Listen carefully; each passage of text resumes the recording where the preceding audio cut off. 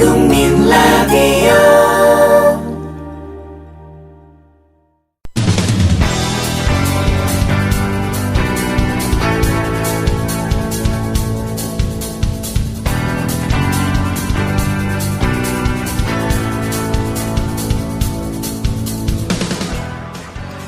미디어 협동조합 국민라디오 뉴스트라다무스 듣고 계십니다. 현재 시각 2시 4분입니다. 계속해서 정가 소식 살펴보겠습니다. 여의도 리포트 시간인데요. 김효진 PD 전화 연결되어 있습니다. 안녕하십니까? 네, 안녕하세요. 김효진입니다. 예, 앞서 오프닝에서 잠깐 말씀을 드렸습니다.만 네. 새누리당 이한구 의원이 자꾸 저항을 하면은 공무원 연금이 없어질 수도 있다는 생각을 해야 한다. 이런 말을 했더군요. 예, 굉장히 강경한 발언입니다. 예. 파장이 좀 있을 것으로 보입니다. 새누리당 이 공무원연금 개혁 TF 위원장이자 당내 경제통으로 통하는 이한구 의원이 오늘 라디오 인터뷰에서요. 지금 좀 섭섭하다고 공무원들이 자꾸 저항하면 나중에 공무원연금이 없어질 수도 있다는 생각을 갖고 이 문제를 바라봐야 한다. 이렇게 말했습니다. 예. 만약 이번에 개혁을 못하고 주저앉으면 10년, 20년이 흐르는 동안에 공무원연금 제도 자체를 없애라는 여론이 비등할 것이다. 이런 얘기입니다.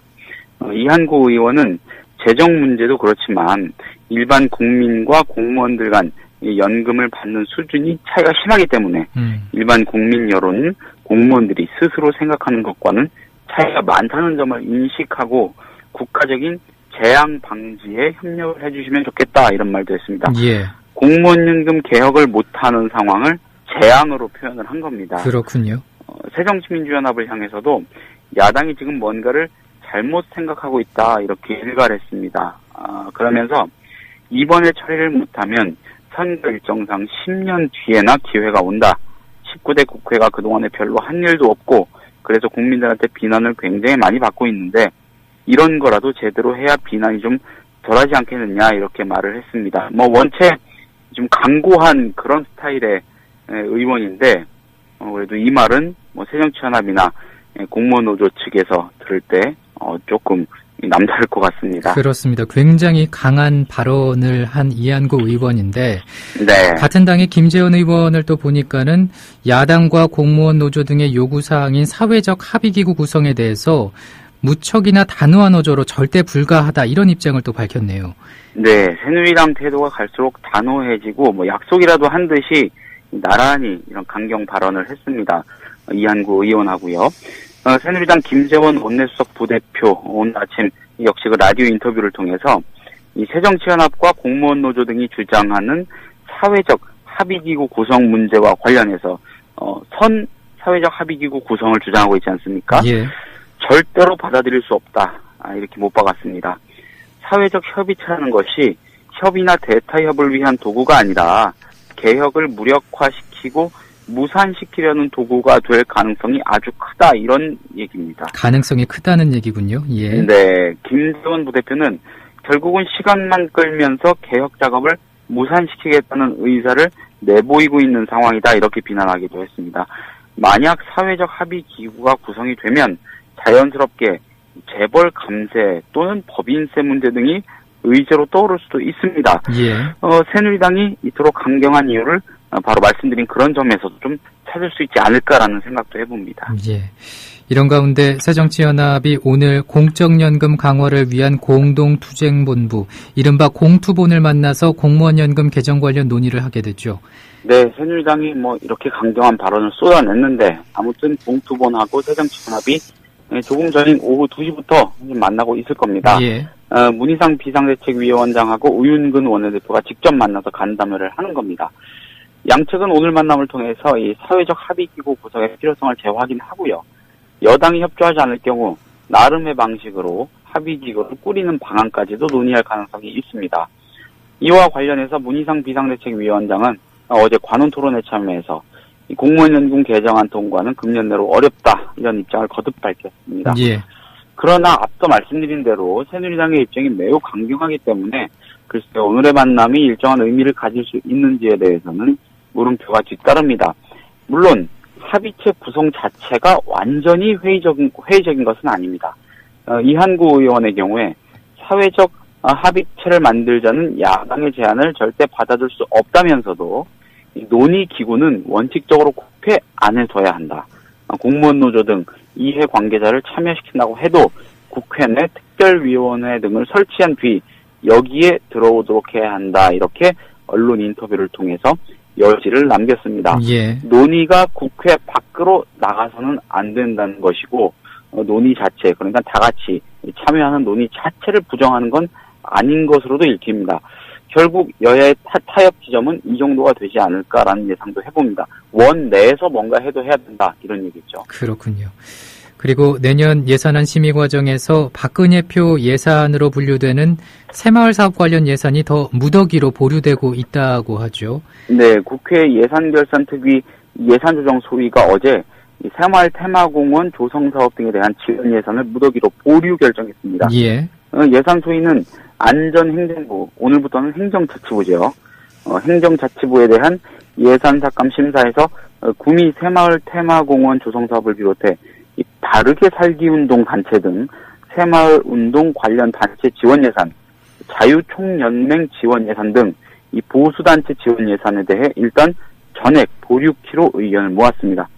이들 예산은 이른바 박근혜표 예산으로 분류가 돼서 심사 이전부터 야당인 새정치민주연합에서 전액 삭감을 주장해온 사업들입니다. 예.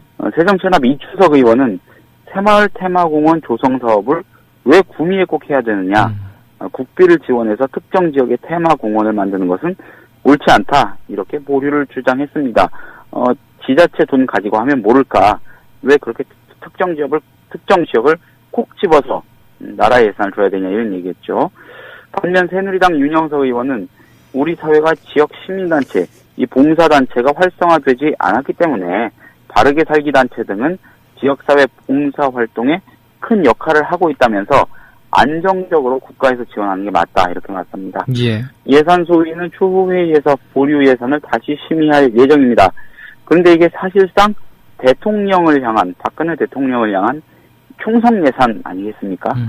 그래서 이게 통과가 제대로 될지 어떨지 좀 많이 주목이 됩니다. 예, 정말 여야가 첨예하게 대립을 하고 있는 상황에서 결과가 어떻게 될지 한번 지켜봐야겠습니다. 네. 예산안 얘기 조금 더 해보겠습니다. 예산 심사 기한을 늘릴지 여부를 두고 여야가 신경전 벌이고 있지 않습니까? 네, 오늘도 관련한 언급 있었습니까? 네, 먼저 새누리당 얘기부터 전해드리겠습니다. 예. 새누리당 김재원 원내 수석 부대표 오늘 오전 최고위원 중진 연석회의에서 심사 기한을 늘릴 의사가 전혀 없다, 이렇게 말했습니다. 전혀 없다. 예. 예, 김재원 부대표는 이 공무원 연금 개정 문제도 그렇고 절대 안 된다, 전혀 없다, 아주 이렇게 단호한 얘기를 잇따라서 하고 있습니다. 김재원 부대표는 오는 30일 자정까지 반드시 예결위에서 예산안을 처리할 예정이라면서 우리 당은 30일까지 심사한 내용을 수정 동의안으로 만들어서 정부 원안과 함께 상정하고 12월 2일 곧바로 표결 처리할 예정이라고 말했습니다. 김 부대표는 또 예산안 심사 과정은 양보할 의사가 전혀 없다. 이번에도 전혀 없답니다. 이것에서 물러서면 국회 헌정 질서는 다시 물러내질 것이라고 강조를 했습니다. 예. 그러면 새정치연합은 이에 대해서 뭐라고 합니까? 우윤근 원내대표가 한마디 했습니다. 우 원내대표는 오늘 오전 비대위 회의에서 이 새누리당이 단독 처리를 시사한 데 대해서 절대 묵과할 수 없다는 점을 경고한다, 이렇게 말했습니다. 우 원내대표는 새누리당의 예산안 지침에 강한 유감이라면서 그런 의도로 예산안 심사를 방해하면 국민적 저항이 일 것이라고 말했습니다. 우윤근 원내대표는 이어서 법인세를 하루속히 정상화해야 한다면서 재정 파탄을 막는 것이 국회의 도리다, 이렇게 말을 했습니다. 예. 그리고 새정치연합이 주장을 하고 있는 4자방 국정조사와 관련해서 새누리당의 입장이 이제 또 새롭게 나온 게 있습니까? 네, 이게 아주 시원스럽게 입장을 밝힌 그런 건 아닌데, 예. 새누리당 이완구 원내대표가 오늘 말씀하신 4자방 국정조사 요구하고 관련해서요, 국정조사 등의 문제는 일단 정기국회가 끝난 뒤에 검토하겠다, 이런 뜻을 밝혔습니다. 정기국회가 끝나고 하자는 건 아니고 끝나고 검토를 하겠다, 이런 겁니다. 정기국회가 20일 정도 남았죠. 새해 예산안, 예산 부수 법안, 민생 법안 처리라는 국회 고유 업무를 해내기도 빠듯하다, 뭐 이런 겁니다. 이완구 원내대표는 우선 예산안과 민생 법안 처리가 최우선으로 정기국회 때 법정 기일 내에 처리돼야 한다면서 정기국회의 성공적 마무리가 우리 국회의 책무라고 강조했습니다. 개인적으로는 새누리당 의원들이 여기저기서 하는 말을 종합해보면은 참 일사불란하게 메시지 관리가 잘 된다, 그런 생각도 들기는 합니다. 예. 그리고 오늘 라디오 방송을 들어보니까는 새정치연합 박영선 의원이 오랜만에 말을 했더라고요. 네. 예, 사자방 국조에 관한 얘기도 언급을 했는데 어떤 내용이었습니까? 네, 저는 일단 이 말이 제일 눈에 띄더라고요. 박영선 의원이 원내대표와 국민공감혁신위원장 자리에서 물러난 뒤에 오랜만에 공개적 발언을 했습니다. 말씀하신 대로 오늘 아침에 라디오 인터뷰에서요. 예. 지난 7월 박근혜 대통령과의 회동이 있었지 않았습니까? 그때 4대강에 대한 조사에 합의했느냐, 이런 질문에 그때 대통령이 진지하게 4대강 문제에 대한 얘기를 들었고 4대강 문제와 관련해서는 책임을 묻겠다는 답변을 했던 것으로 기억한다, 이렇게 말을 했습니다. 예. 박영선 의원은 책임을 물으려면 그에 따른 조사가 수반돼야 한다는 말도 했습니다. 예. 당권에 관한 언급도 있었다고요. 네, 일각에서는 박영선 의원이 내년 2월 전당대회에 출마해서 이 명예 회복 그리고 정치적 재기를 노린다는 얘기가 돌고 있습니다. 이에 대해서 박 의원은 아직까지는 생각해 본 적이 없다면서 그런 질문을 하는 것은 시기적으로 적당하지 않다, 이렇게 말을 했습니다. 최근 전남 강진으로 내려가서 손학규 상임고문을 만난 것에 관해서도 안부 인사차 찾아뵀다면서 전당대회 출마 관련 얘기는 없었다고 말했습니다. 글쎄요, 그럼 이런 얘기 안 하면 무슨 얘기였을까 싶은데, 예. 아무튼 아직까지는 생각해 본 적이 없다고 하니까 앞으로의 상황에 대해서는 여지를 남긴 것으로도 볼 수가 있겠습니다. 예. 오늘도 고맙습니다. 네, 고맙습니다.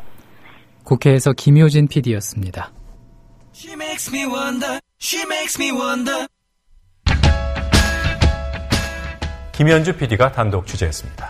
이곳은 공주보 상류입니다.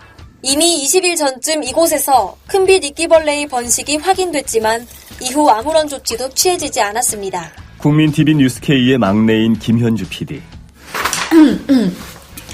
하루 4분 리포트를 위해 아침부터 밤까지 열정을 아끼지 않는 그녀. 자신이 하는 일을 설명하는데. 전태일 열사 아시죠? 자기 몸과 노동법전을 함께 태웠던 분 말이에요. 제가 하는 일은 오늘의 전태일에게 마이크를 들이대는 일, 그 일이에요. 미디어 협동조합. 이 세상에 억울한 사연이 모두 사라지는 그날까지 최선을 다하겠습니다. 조합원 가입으로 동참하실 수 있습니다. 지금까지 종로 보신각 집회 현장에서 국민TV 뉴스 김현주입니다. 국민라디오 뉴스트라다무스 듣고 계십니다. 이어서 뉴스브리핑 안은필 기자 나와 있습니다. 어서 오십시오. 네, 안녕하세요. 이명박 대통령이 직접 서명한 자원외교 사업이 총 28건이라고요? 예, 그렇습니다. 노영민 새정치연합 의원이 어제 오마이뉴스 팟캐스트인 장윤선의 팟짱에 출연해서 밝힌 내용입니다. 예. 노 의원은 VIP 자원외교 45건 가운데 이명박 대통령이 직접 사인한 게 28건, 대통령의 형님인 이상득 의원이 특사 자격으로 체결한 것이 11건, 김승수 전 국무총리가 대행한 것이 4건, 나머지는 외국 정상이 방한했을 때 맺은 2건이라고 밝혔습니다. 노 의원은 새정치연합 MB정부 국부유출 자원외교 진상조사위원회의 위원장을 맡고 있습니다. 노 의원의 말에 따르면 이명박 정부 5년간 총 41조 원가량이 투자된 것으로 알려진 자원외교는 대통령과 청와대가 직접 나서서 상당 부분 주도했다는 점을 알 수 있습니다. 국정조사를 요구하는 목소리가 더욱 커질 것으로 전망됩니다. 예. 노 의원은 또 이명박 정부 당시 지식경제부 장관으로 자원외교에 일정 책임이 있는 최경환 현 기획재정부 장관과 관련해서도 최 장관이 이전 대통령과 3회, 이상득 전 의원과 1회 자원외교에 동행했다며 분명히 책임질 부분이 있다고 말했습니다. 노 의원은 또 이전 대통령과 이상득 전 의원, 박영준 전 지식경제부 차관이 이 사업을 주도했고 최경환 장관과 윤상직 전 산업자원부 장관이 실무적으로 이 사업을 밀어붙였다. 이들이 해외 자원 개발로 인한 국부 유출의 오인방인 이유이다라고 밝혔습니다. 예. 우리 국민의 대다수가 국회의원 총수 증가에 반대하는 것으로 나타났다고요. 예, 한국갤럽이 지난 11일부터 12일까지 이틀간 전국 성인 남녀 672명을 대상으로 조사한 결과 비례대표제 확대에 따른 국회의원 총수의 증가 주장에 대해서 반대하는 입장이 무려 86%에 달했습니다. 국회의원 수를 늘려야 한다는 찬성 의견은 10%에 그쳤고 의견 유보는 4%였습니다. 또한 현행 선거구를 광역으로 통합해서 중대 선거구를 도입해야 한다라는 주장에 대해서는 49%가 찬성했습니다. 현행 소선거구제 유지에는 32%가 찬성 의견을, 그리고 19%는 의견을 유보했습니다. 지지 정당별로는 새누리당 지지층이 중대선거구제 찬성의 43%, 또 현행 소선구제를 유지해야 한다는 응답이 38%로 응답의 격차가 그리 크지 않았는데요. 반면에 새정치연합의 지지층의 경우에는 58%가 중대선거구제로 바꾸어야 한다라고 밝혔고 소선거구제를 유지해야 한다는 응답은 30%로 바꿔야 한다는 응답이 압도적으로 많았습니다. 그렇군요. 그리고 선거구 획정 주체로 어떤 기관이 적합한가라고 묻는 질문에는 69%가 중앙선거관리위원회를 선택한 반면에 국회가 맡아야 한다라는 응답은 11%에 그쳤습니다. 이번 조사는 휴대전화 RDD 표본 프레임에서 표본을 무작위로 추출해 전화조사하는 방식으로 실시가 됐고요. 표본 오차는 95% 신뢰 수준에 플러스 마이너스 3.8%포인트, 응답률은 16%입니다. 예. 지난 11일과 12일 이틀 동안 한국갤럽이 전국 성인 남녀 672명을 대상으로 조사한 결과였습니다. 검찰이 우편 검열을 했다는 의혹이 제기가 됐습니다. 현직 검사의 비리를 취재 중인 기자의 우편물을 불법으로 열어봤다, 이런 주장이군요. 그렇습니다. 검찰이 기자에게 온 우편 등기를 불법으로 나흘이나 보관한 데다가 또 우편의 봉투가 뜯어진 흔적까지 남아있어서 우편 검열을 한 것이 아니냐, 이런 의혹이 제기되고 있습니다. 세계일보 보도입니다. 세계일보는 기자 우편 검열, 법 위의 검찰이라는 제목의 기사에서 검찰이 현직 검사 비리를 취재 중인 세계일보 기자에게 배달된 우편물을 불법으로 열어보는 등 사찰 의혹이 제기됐다며 검찰이 우편을 개봉하는 과정에서 제보자의 신원 및 제보 내용이 노출됐을 가능성이 높다고 주장했습니다. 해당 기사를 보면 대검찰청 운영지원과는 지난 10일 세계일보 박모 기자를 수취인으로 한 등기 우편물을 임의로 대리 수령했습니다. 지난 7일 모처에서 발송된 등기 우편물에는 모 지방검찰청 A 차장검사의 부인이 한 국가유공자 단체 간부로부터 유럽 여행 경비 명목으로 100만 원 등을 받아간 것과 관련한 증거물이 들어있었습니다. 또 우편물 겉면에는 제보자의 이름과 집 주소, 전화번호가 적혀 있었습니다. 문제는 등기 우편물이 배달 당일에 박 기자에게 전달되지 않았다는 점인데요. 이 우편물은 나흘 뒤인 14일 박 기자에게 건네졌고 그 기간 동안 이 우편물은 대검 운영지원과와 또 대변인실 등을 돌아다닌 것으로 전해지고 있습니다. 게다가 뒤늦게 전달이 된 우편물은 겉봉이 뜯겼다가 비닐 테이프로 다시 봉합된 상태였다라고 세계일보는 주장하고 있습니다. 세계일보는 이에 대해서 누군가 고의로 우편물을 개봉해 내용물을 들여다봤거나 일부러 지연해서 일부러 늦게 전달했을 의혹이 나온다라고 말했습니다. 지금 말씀해 주신 걸로 본다면 명백한 현행법 위반인데 검찰청은 이에 대해서 어떤 해명을 내놨습니까? 대검의 한 관계자는 직원이 등기 우편을 대리 수령한 뒤에 실수로 우편물을 뜯었다가 다시 봉했다며 직원이 그 뒤에 등기 우편물을 박 기자에게 전달하는 것을 잊고 있다가 뒤늦게 전달했고 내용물은 보지 않았다고 해명했습니다. 실수라고 해명을 한 건데요. 하지만 실수라고 하더라도 등기 우편물을 뜯어본 것은 현행법 위반입니다. 형법 제316조 비밀침해죄는 봉함, 기타 비밀장치한 사람의 편지, 문서 또는 도화를 개봉한 자는 3년 이하의 징역이나 금고 또는 500만 원 이하의 벌금에 처한다고 규정하고 있습니다. 세계일보는 검찰은 등기 우편물의 수취인을 적시한 것을 알고도 훼손했기에 기자의 취재 동향을 사찰하려 했다는 의혹에서 자유로울 수가 없다며 앞서 세계일보는 A 검사의 비위 사실을 파악하기 위해 대검에 문의를 했다. 이 때문에 취재 내용이 노출된 상태였던 만큼 검찰의 우편물을 통해 취재의 진척 상황을 파악하려 했을 가능성이 있다고 주장했습니다. 예, 실수로 뜯어봤다고 해명은 했지만 어찌됐든 본인 게 아니면 뜯어보지 말아야 되는 게 정상이 아닌가. 그렇습니다. 예. 그리고 실수로 뜯었다면 저 같으면 겁이 나서라도 빨리 전달해 줄 것 같은데 무려 나흘이나 지난 뒤에 또 전해졌군요. 그렇습니다. 서울시 교육청의 자율형 사립고 지정 취소 처분을 다시 교육부가 직권명령으로 취소했습니다. 교육부는 원래 하던 자사고 그대로 하게 해줘야 한다 이런 입장이잖아요. 그렇습니다. 서울시 교육청이 자율형 사립고 6개교를 지정 취소 처분한 것에 대해서 교육부가 직권명령으로 이것을 다시 취소했습니다.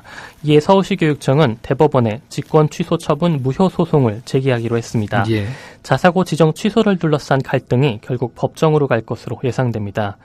교육부는 어제 시 교육청이 경희고, 배재고, 세화고, 우신고, 이대부고, 중앙고 등 6개교에 대한 지정 취소 처분을 취소하고 자사고 지위를 회복시켰습니다.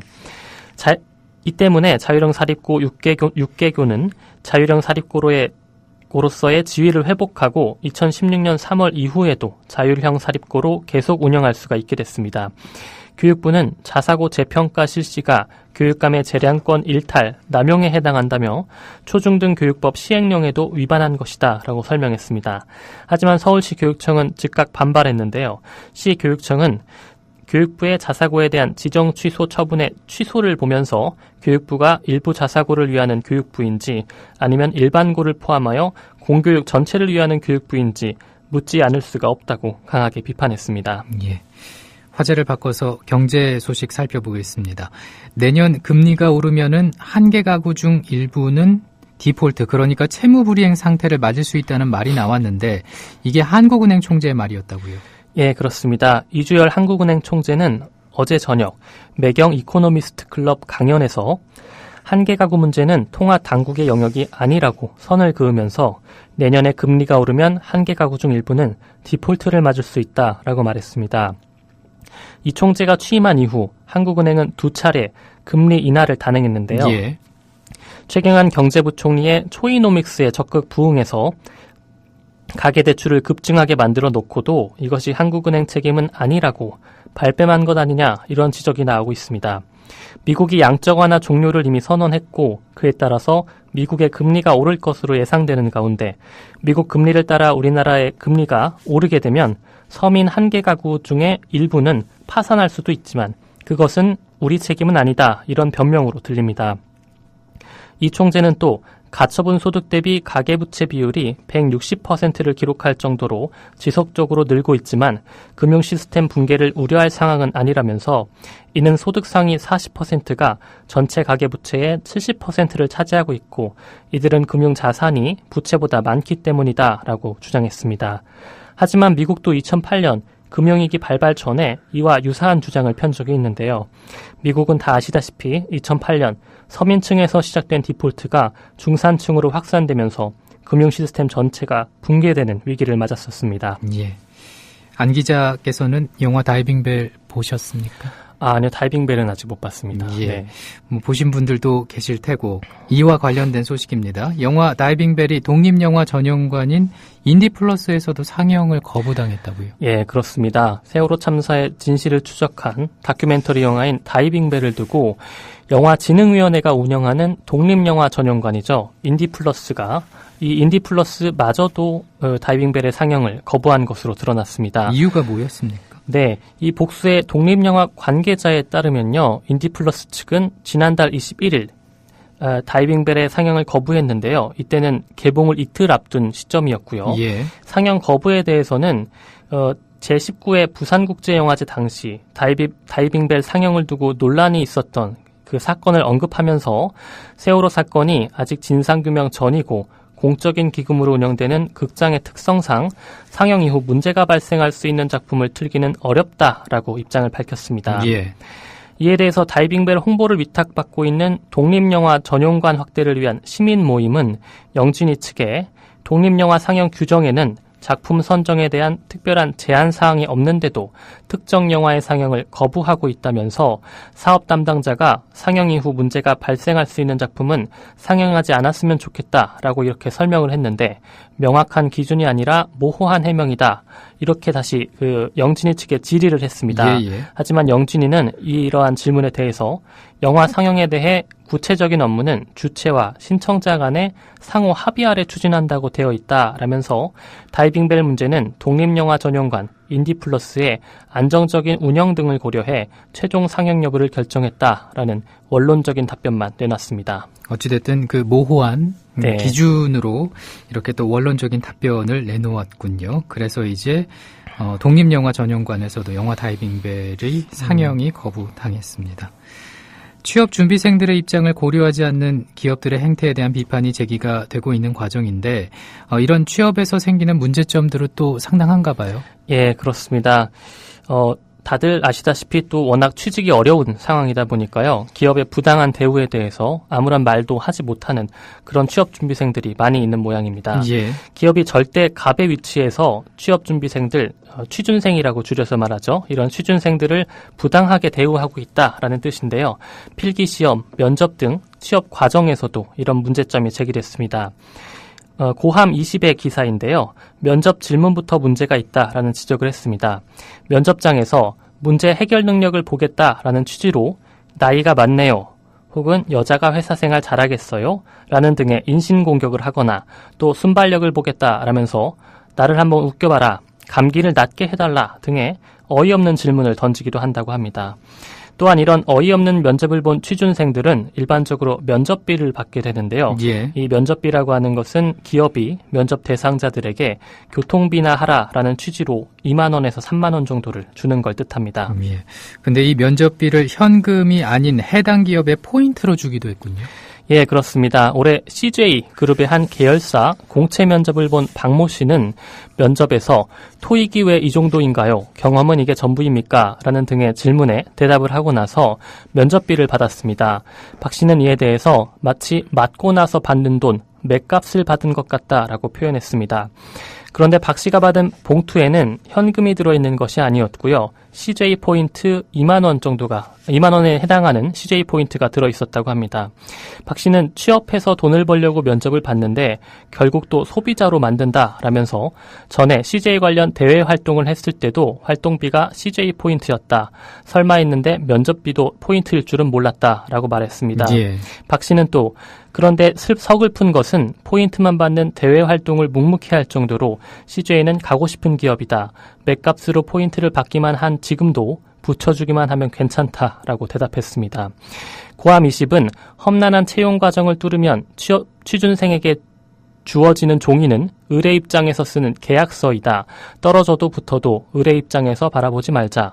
더구나 기업은 지원자에게 갑질을 해서는 안 된다. 채용 과정 속 취준생은 괜찮지 않다라고 비판했습니다. 예.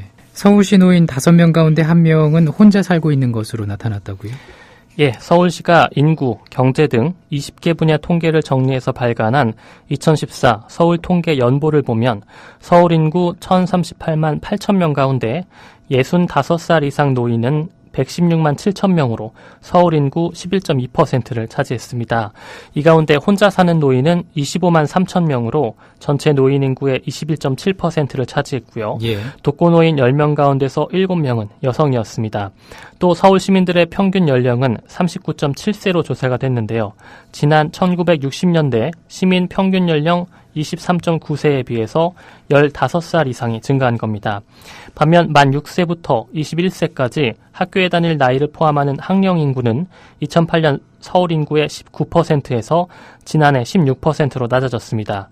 또 지난해 서울에선 하루 평균 189쌍이 부부가 된 반면에 55쌍의 부부는 이혼을 했고 또 신생아 230명이 태어나고 115명은 숨진 것으로 집계됐습니다. 예, 지금 방송 게시판에 안 기자님이라는 닉네임을 쓰시는 분께서 영화 다이빙벨이 어디에서 상영을 하는지 네. 알려주셨습니다.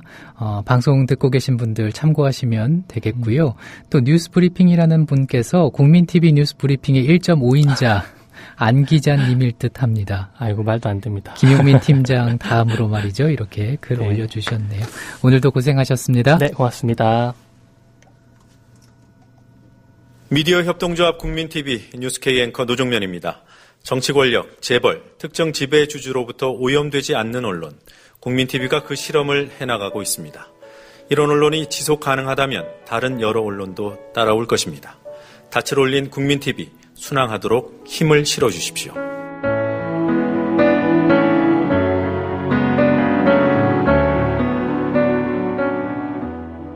월 11,000원의 조합비 납입. 조합원 여러분의 많은 동참을 바랍니다. 자동납부는 미디어 협동조합 홈페이지 국민.tv 또는 서울전화 3144-0933, 서울전화 3144-7737로 신청하실 수 있습니다. 여러분에게 언론 혁명으로, 그래서 자부심으로 보답하겠습니다.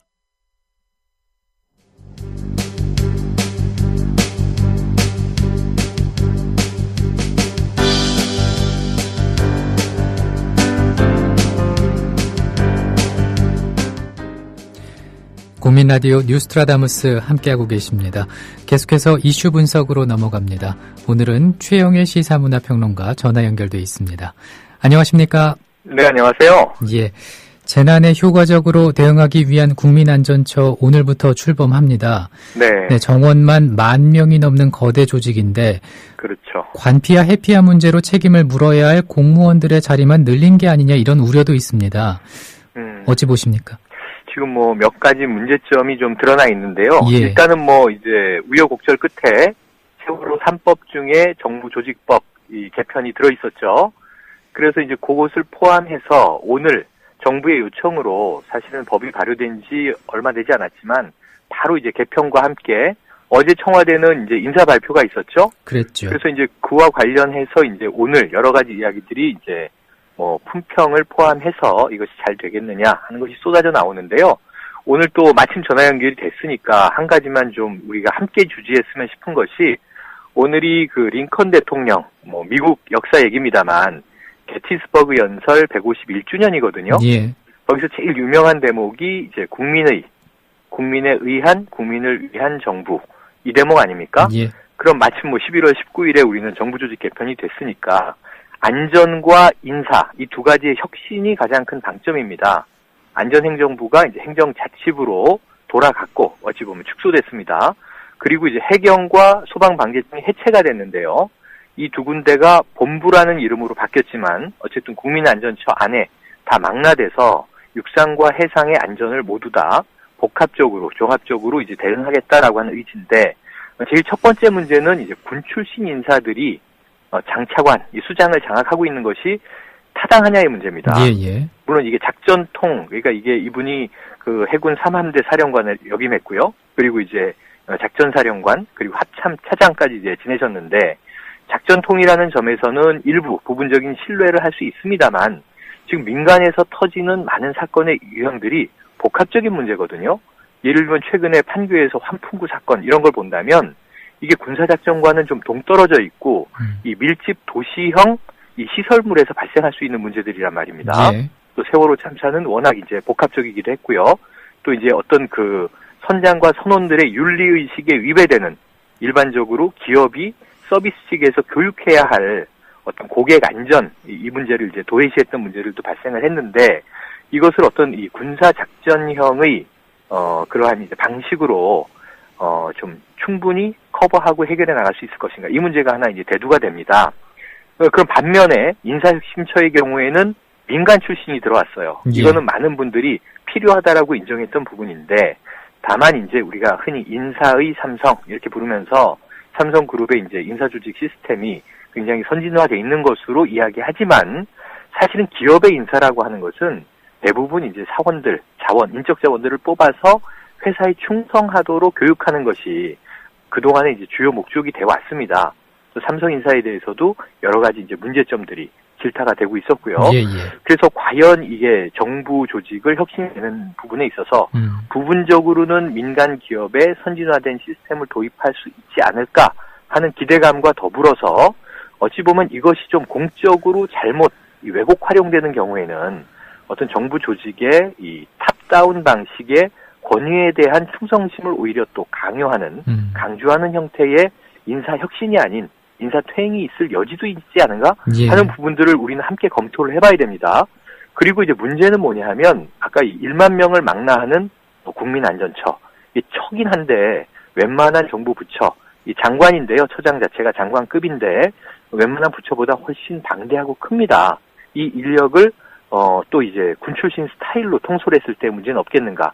안 그래도 지금 공무원 사회 내에서 공무원 연금 개혁 문제로 굉장히 반발이 심하지 않습니까? 그렇죠. 98% 이상이 투표 결과상 연금 개혁을 반대하는데 국민들은 찬성 여론이 높지만 결국 노사 관계에서 노정 관계에서 당사자인 공무원들은 저항감이 큰 가운데 이 부분에 있어서도 또 이 공무원들에 대해서 동기부여 방식의 업무 참여나 업무 수행이 아니라 이것을 또 이제 명령 복종 관계로 이제 치환해버리면 또 이게 안전을 관장해야 하는 굉장히 엄중한 위치에서 다른 또 조직 내 잡음들이 불거져 나올 여지도 있다. 이런 문제들이고요. 그리고 이제 조직이 슬림화되지 않고 효율성의 문제, 실효성의 문제가 또 대두될 수 있는데요. 비대해지고 있습니다. 그 공무원들은 이제 줄여나가면서 비용을 절감해야 된다고 강변하고 있는 정부가 물론 이제 안전 문제에 대해서 어느 국민이 비용을 더 투자한다는 걸 반대하겠습니까만 분명히 그 어떤 효율성의 문제에 있어서는 그냥 이제 양적인 규모를 가지고 어떻게 안전을 커버해보겠다 하기에는 지금 우리가 직면하고 있는 우리 사회의 복합적인 안전 문제, 예를 들면 원전 문제 같은 거 있지 않습니까? 이런 걸 어떻게 대응할 수 있지? 예방 중심의 안전이 아니라 사후 수습 방식의 안전으로 흘러갈 가능성이 있다라는 문제들에 대해서 아마 앞으로 이제 인사청문회도 있을 거고요. 야당에서 또 예리하게 검증을 하겠지만 과거의 검증이 주로 이제 개인적인 비리 문제에 많이 천착돼 있잖아요. 전문성과 업무 역량 문제에서도 보다 좀 철저하게 이것이 밝혀지고 답변될 문제다라고 어느 정도에는 제기드릴 수 있겠네요. 정말 말씀처럼 전문성과 업무 그 능력에 대해서 또 검증을 좀 확실하게 해줬으면 좋겠다라는 생각을 해봅니다. 여야의 예산 전쟁이 이제 또 본격화되고 있지 않습니까? 그렇죠. 야당발 신혼부부 집한채 정책이 뜨거운 감자로 부상하고 있는데 무상복지 재원 주체를 둘러싼 논쟁도 가열되고 있더라고요. 맞습니다. 이제 그 홍준표 경남지사발 무상 파티라는 말을 썼죠. 그래서 지금 이제 무상 급식 문제부터 이제 공격이 되기 시작해서 이 좌파적인 논리로 지금 이제 이 공짜 복지가 횡행하고 있다 이런 논리로 청와대와 이 중앙당에서조차도 내심 반기면서 그 문제를 이제 강화하고 있어서 최근에는 야당발로 나온 지금 말씀하신 신혼부부에게 집 한 채 주자 이게 무상이라고 이제 여당은 굉장히 강공을 펴고 있는데 야당의 반격은 무상이 아니다 공짜라고 이제 하는 것은 왜곡이고 이건 이제 언론에도 좀 시정 요청을 하고 있는 상황인데요. 임대주택을 강화하자고 하는 것이기 때문에 분명히 돈을 낸다. 그 야당의 이제 해명에 따르면 일반적인 주택보다 약 70% 정도의 비용으로 신혼부부가 조금은 저렴하게 주거를 마련함으로써 미래의 이제 고령사회, 저출산 문제를 좀 해소해보자라고 하는 대안으로 보여져요. 근데 지금 이 여당에서는 이것을 다 들고 일어나서 또 무상이냐 하는 식으로 이제 가다 보니까 누가 봐도 이건 이제 무상 프레임으로 여야가 이념 공방을 펼치는 모양새로 흘러가고 있습니다. 야당이 원한 바는 분명히 아닐 것 같고요.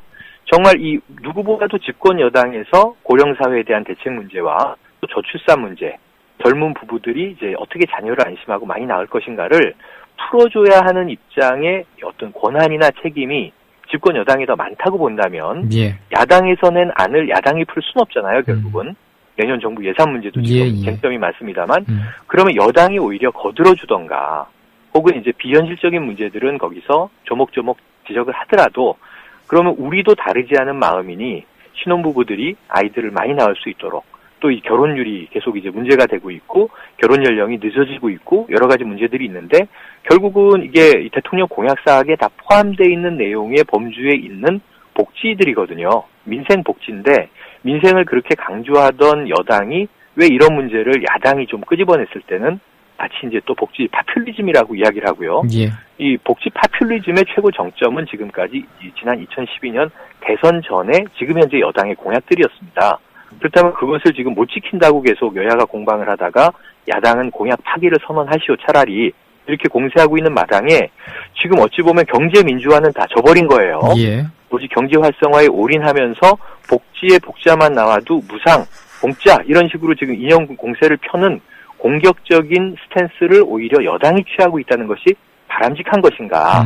그러니까 야당이 뭐 허구적으로 던지는 이야기들, 선심성 이야기들은 배제해야 되겠습니다만 사실 지금 표심 이야기도 특정 매체들에서 많이 하고 있는데요. 선거는 1년 반 정도 남아 있습니다. 총선만 하더라도.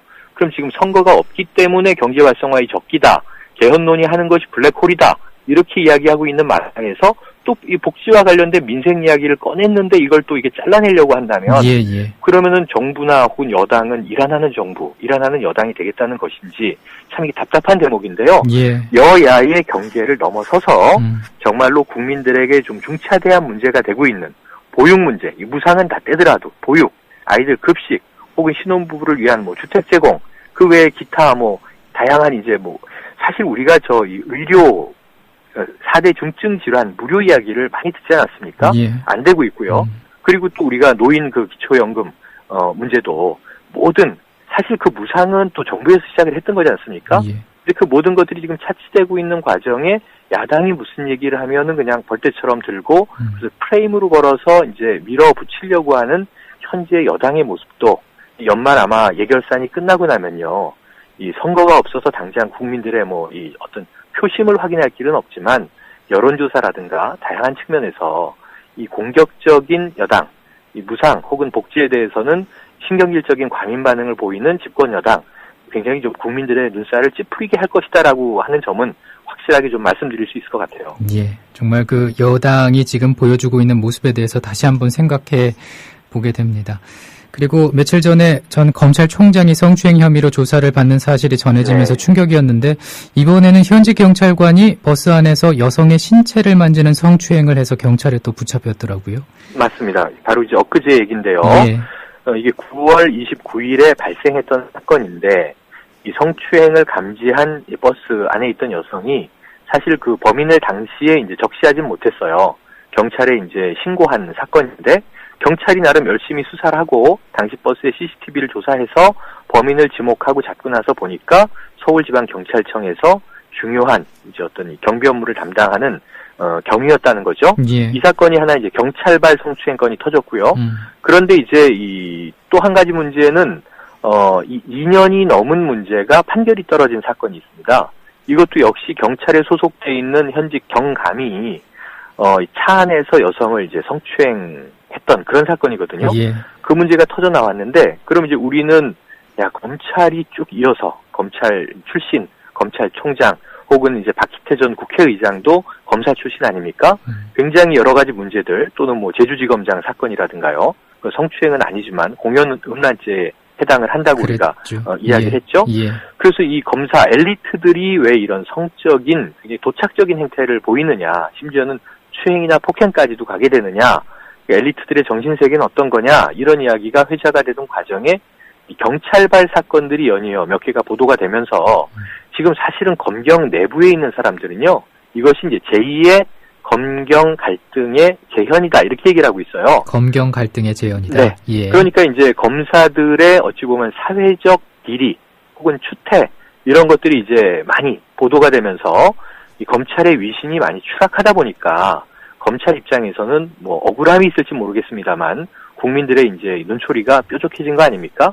그러니까 검찰만이 아니라 이 같은 공권력을 담당하는 이 공무원 중에도 경찰도 다르지 않다라는 걸 보여주고 싶었을지 모른다라고 하는, 이것은 확인된 팩트는 아니고 추정입니다. 왜냐하면 현재 보도되고 있는 그 사건들의 어떤 제보 상황을 우리가 따져봐야 되거든요. 그럼에도 불구하고 결국은 만약에 만에 하나 검찰과 경찰이 서로 우리만 더럽냐, 너희도 더럽다, 이런 이제 상호 손가락질, 비방전이 이러한 성추행 사례들을 가지고 언론전으로 이제 비롯되고 시작됐다면은, 이렇게 확산되고 있는 과정이라면 이건 정말로 서로 공권력끼리 이 네거티브 경쟁을 하면서 서로에게 먹칠을 하는 이제 추세로 흘러가는 것 아닌가. 국민들은 점점 사실은 공권력을 믿기가 불안해지는 거죠. 이 성추행범을 잡아줘야 되는 경찰이 성추행을 한다. 그리고 그들을 법정에 세워서 기소하고 그들의 어떤 저 행위를 밝혀줘야 하는 검찰이 오히려 뭐 피의자를 이제 불러서 말도 되지 않는 유사 성행위를 한다?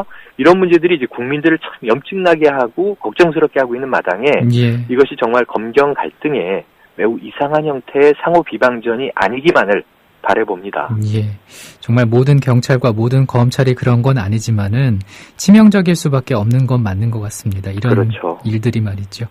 그리고 오늘 뉴스를 보니까는 19대 국회에 접수된 법안 숫자가 11,000을 넘었는데 가결률은 고작 11%에 그치고 있는 것으로 드러났더라고요. 맞습니다. 문제가 뭐라고 보십니까? 지금 일단은 뭐 국회 자체의 생산성이 많이 떨어져 있죠. 예. 우리와 다르게 이제 의원 내각제를 채택한 일본은 아베 총리가 지금 이제 총사퇴, 내각 총사퇴, 국회 해산 선언하지 않았습니까? 그리고 다음 달에 이제 선거를 하게 되는데요. 여러 가지 정치적인 복선이 있고 일본은 우리와 사례가 다릅니다.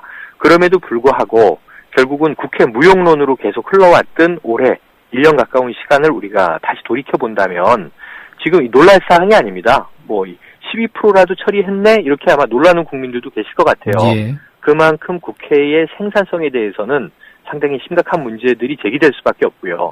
입법부니까 이 법안을 결국은 통과시키고 개정하고 새로 제정하고 해야 되는 것이 주요 업무구 역할인데 국회의 주요 업무는 수행하고 있지 못하다. 그리고 이제 정기국회에서 지금 정기국회가 이제 12월 초까지 가지 않습니까? 예. 국회의원들의 가장 중요한 임무는 하나는 국정감사고요. 정부를 감시 견제하는 거고요. 또 하나는 예산과 결산이에요. 근데 예산과 결산을 보면 더 걱정입니다. 뭐냐 하면 지금 이제 야당 입장에서는 나름 일리 있는 법안 보류, 예산 보류를 하고 있거든요. 예. 이 보류가 주로 기존의 보수단체라든가 혹은 박근혜 표 공약이라고 하는 아직은 좀 내용이 모호한 부분에 이제 지금 예산이 책정되어 있는 부분들, 적어도 크게는 몇십억, 작게는 몇억, 혹은 몇천만 원 이렇게 쪼개져 있는 예산들을 더 명확하게 검토해야만 통과시킬 수 있다. 혹은 삭감해야 한다라고 주장하면서 보류하고 있는데 이게 또 쌓이고 있는 거예요. 그래서 지금 여당은 마감 시한을 준수하라. 법정 시한을 준수하라. 김재원 원내수석 부대표의 경우에는 11월 30일까지만 예결특위 소위의 이 심사 권한이 있다. 12월 1일이 되면 심사권이 없으므로 우리는 지금 여당의 수정 예산안을 만들어서 우리가 강행 표결 처리하겠다 이렇게 엄포를 놓고 있는 상황인데요. 예. 지금 이미 여당은 여당 수정안을 만들고 있는 것으로 확인되고 있습니다. 이렇게 보면은 예결위에서조차 국회 선진화법 상황에서도 여당의 이제 단독 처리, 우리가 과거에 이걸 해마다 날치기라고 불렀거든요. 날치기가 아니었던 해가 별로 없습니다, 사실은.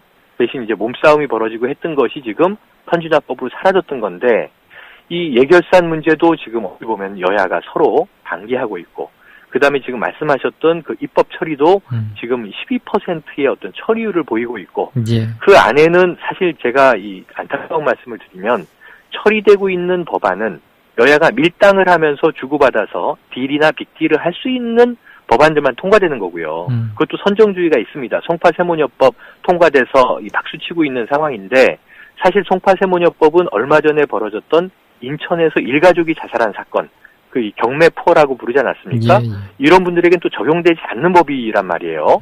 그러니까 굉장히 다양하게 여러 인권 사각지대와 복지 사각지대를 애둘러 가야 되는 역할을 맡고 있는 국회가 사실은 여야 모두 민생은 이제 지금 내치고 어찌 보면은 좀 정치적인 투쟁에 매몰되어 있는 것은 아닌가.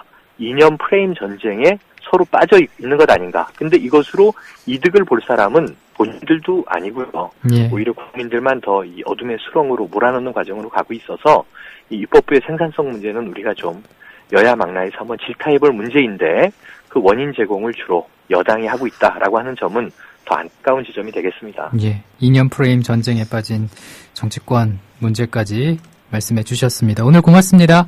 네, 고맙습니다.